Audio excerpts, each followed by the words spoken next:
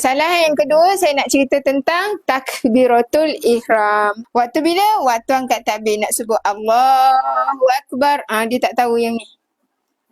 Ada orang bila dia ada masalah nak masukkan niat dalam hati ketika mengangkat takbir, dia cenderung buat kesilapan dekat mana? Dekat huruf hamzah sini.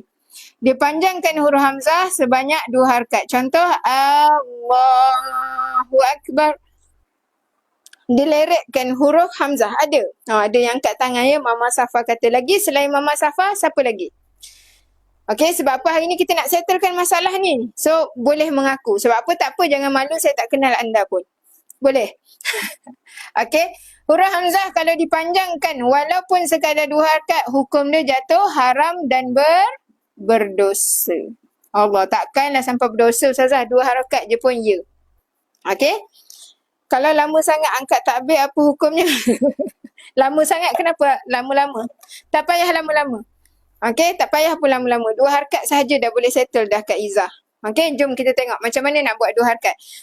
Tapi sebelum tu saya nak terangkan dulu kenapa hamzah ni tak boleh dipanjangkan. Sebab bila kita panjangkan hamzah, kita telah pun merubah maksud ayat yang asalnya kita nak nyatakan bahawa Allah Maha Besar. Allah Maha Besar. Tapi bila kita panjangkan walaupun sekadar 2 harakat, dia dah jadi ayat tanya. Kita tanya pula, adakah Allah Maha Besar? Maka sebab itulah hukum dia jatuh haram dan berdosa. Kita tengok cara yang betul. Nak panjang, sebenarnya kita panjangkan dekat huruf lam yang bertanda tasydid ni tadi. Okey, yang ada alif kecil. Ini saja satu-satunya huruf yang kita boleh panjangkan. Okey, lam yang bertanda tasydid, sabdu. Apa-apalah nak panggil, dia tasydid boleh, sabdu boleh, syiddah boleh. Okey, macam mana cara nak panjang huruf hamzah? Masukkan terus dalam huruf lam. Dengar betul-betul. Sekali je saya buat, saya tak ulang dah. Okey, cara panjang dia Allahu Akbar. Maksudnya kita panjangkan perkataan Allah ni tadi. Ini sahaja yang boleh panjang. Berapa? Boleh buat 2 sehingga 14. Tapi hari ni saya nak sharekan dengan anda macam mana cara nak buat 2 dah settle.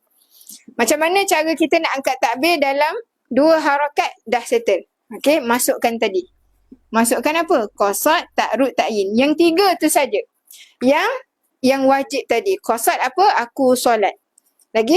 Fardu subuh. Sudah. Aku solat fardu subuh. Ataupun nak tambah sahaja dapat sunat. Sahaja aku solat fardu subuh. 5 patah perkataan. Panjang Ustazah. Ambil paling pendek bahasa Arab. Usalli fardal subhi. Settle dalam masa 2 harakat sahaja. Siapa dapat? Tolong komen dapat. Nak tengok full video ada di sini.